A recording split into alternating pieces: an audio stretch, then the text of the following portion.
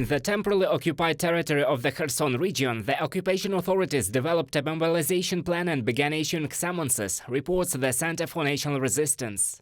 Military registration and enlistment offices work on the basis of data that residents provided during the so-called elections and the distribution of food packages. At the same time, in the Donetsk region, 100 summonses were handed out during the elections. Also, military registration and enlistment offices are actively collecting data on persons born in 2006, with an eye to mobilization in 2024, from the website of the Center for National Resistance. As a result of forced passportization, hundreds of thousands of Ukrainians in the territories temporarily occupied by Russia have already received Russian documents, and the pressure on those who have not yet done this will increase, experts say. After all, the Russian occupation authorities are trying to send as much cannon fodder to the front line as possible.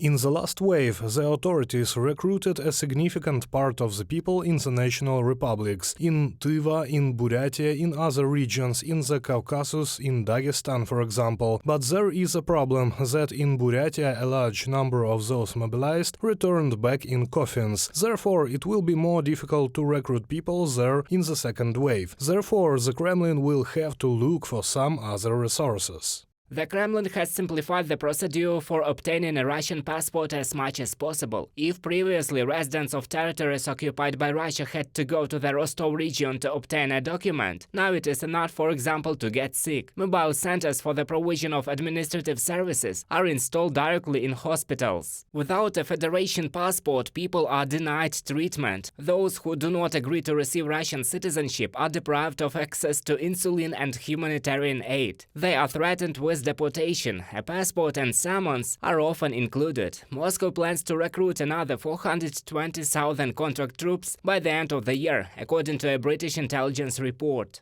Now there is an autumn conscription. It is still unclear to what extent they will be able to meet these control figures. The Kremlin understands perfectly well the large-scale mobilization is one of the few things that can collapse the internal situation in Russia. It is clear that contemporary polls cannot be trusted, but according to these polls, support for war in Russian society is constantly falling. According to the information from the General Staff of the Armed Forces of Ukraine, in order to stay at the front, the Russian occupiers are transporting prisoners from temporarily occupied territories, from Luhansk to Melitopol. Reported by Roman Smoler, Victoria Smirnova, UATV News.